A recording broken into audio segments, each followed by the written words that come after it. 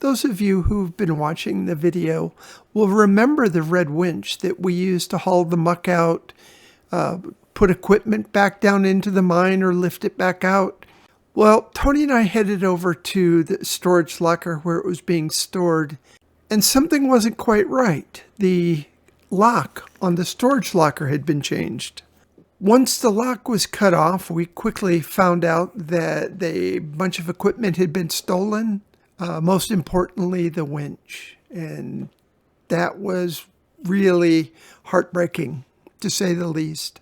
So we quickly tried to order a new winch, and it's on its way, but we just don't know when it's going to get here. So we're hoping that it'll be here in time for our trip up to the mine. Wish us luck. We need a mine car to help us move the muck from the face, the working face, back to the shaft, so we're not hauling buckets back and forth all the time.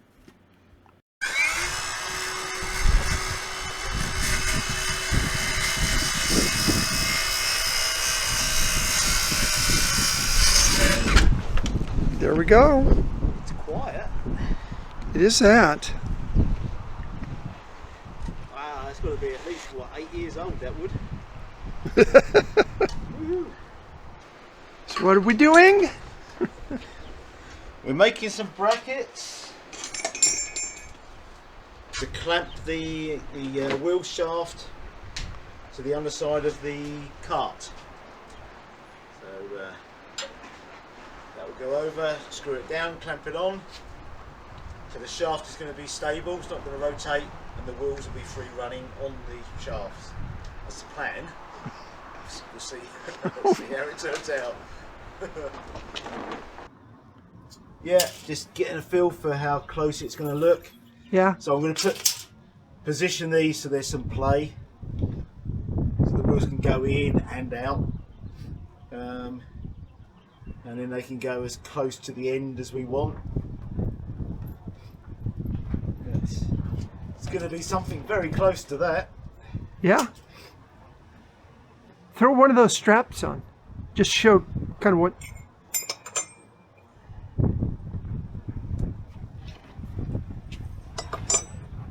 That's really heavy.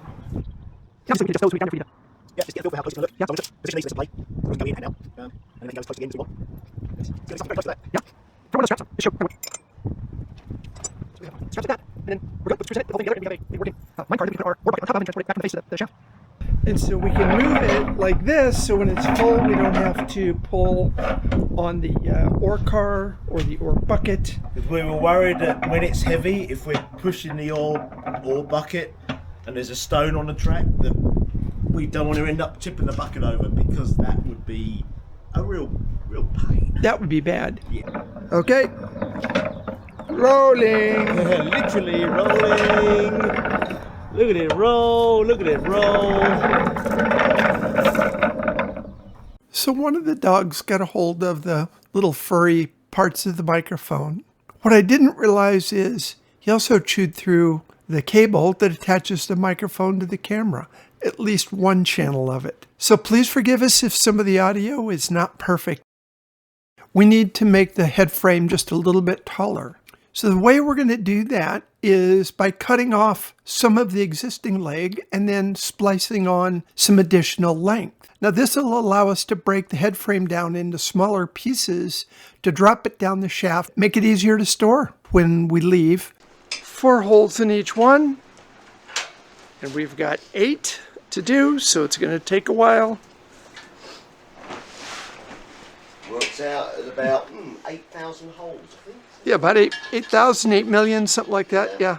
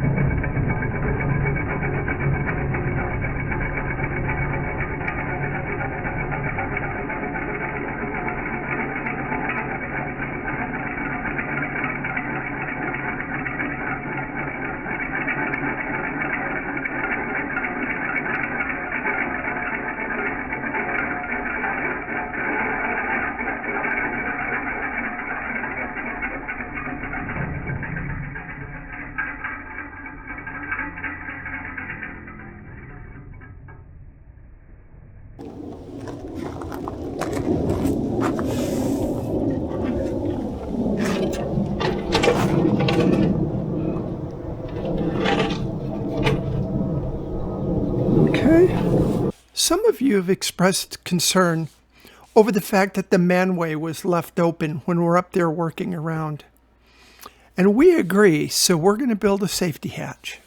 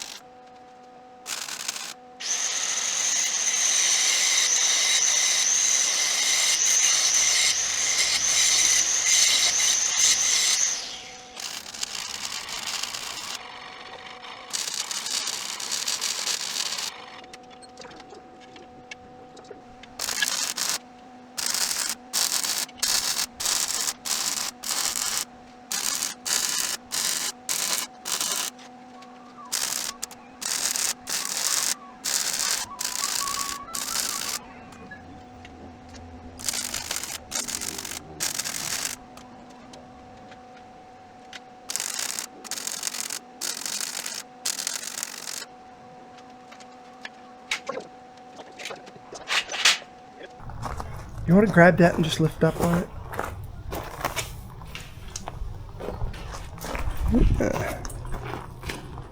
And back down.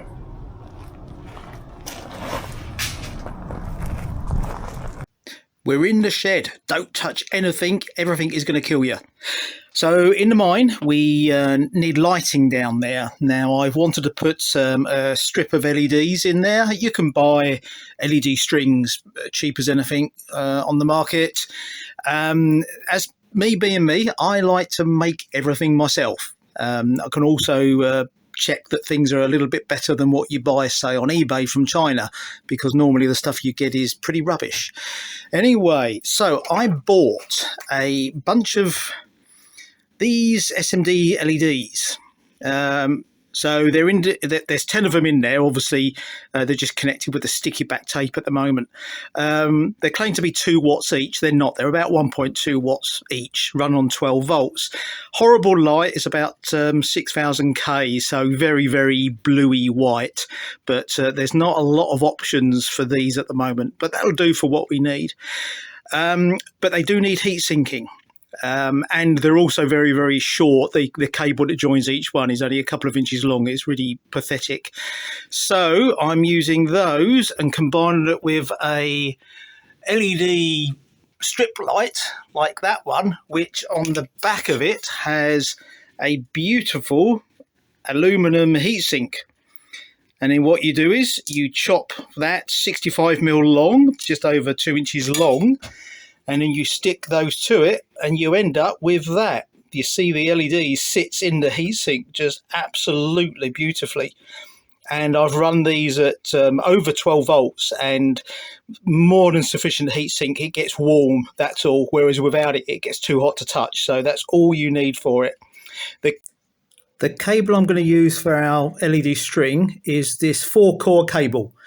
This is 4 times 0.75mm square. Or square millimeters, which is about 18 gauge wire, good for 2.5 amps, maybe a little bit more. Now, I'll explain in a minute why I'm using 4 cores, but you can see that although the 4 cores are all identical, they're all black, they're all individually numbered, 1, 2, 3, and 4, which means you can break into this cable at any point, like this one here, and this is the spacing on to put the LEDs.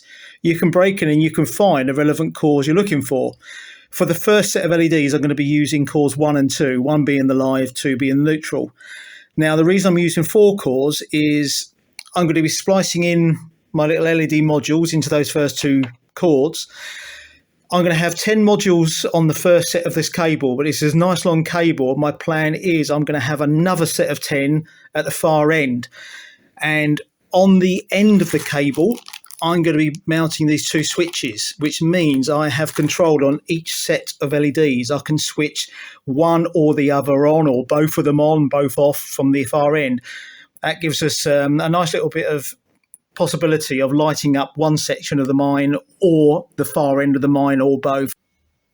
I have spliced the next light into the cable, into cores 1 and 2. Hopefully keeping the live as live, neutral as neutral. And I did remember eventually to make sure I put the heat shrink sleeve on before I kind of connected it all up. So that's on there now. I'm now going to close it up. That's done. It's connected, shrunk up, nice and solid now. And although I forgot to thread the cable through it, so I had to thread it all the way through at the end, I put the cable through the heat shrink so it's attached to it, but it also means that when the cable's hanging up, you can actually rotate this on the cable to get it pointed in the right direction rather than just being fixed. Otherwise, you can guarantee that when you hang it up, it's going to always refuse to face the way you want. You can actually spin it around and it will pretty much stay where you put it. So hopefully gives it a little bit more, makes it a little bit more user-friendly. There you go. 12 volts, just under 2.5 amps. And there you go. That's kind of both strings. So it goes up to the end and back. Very convenient little switch here that you can switch one off at a time. Switch it back on. Switch the other one off. Back on. Yeah, so we've got ourselves a new first aid kit. Obviously an old ammo can. And we've got it loaded up with a lot of first aid supplies, and we're going to keep this right down in the mine. So we'll always have first aid gear right close. Here we go. Got it. And we also have our little coffee box, and we are going to put the 6 heart, a little coffee pot and a little stove, a little bit of fuel. And so this is what we're going to keep down there, just for put snacks in there, maybe an MRE or something like that, but primarily for our drinks, making coffee and tea. And so the winch never made it here, and we have to head out to the mine. The good news is we've got plenty of work to do, both up on the surface and down below, and it will keep us busy for a few days. And then we're going to run back to Vegas, get the winch, and head right back out.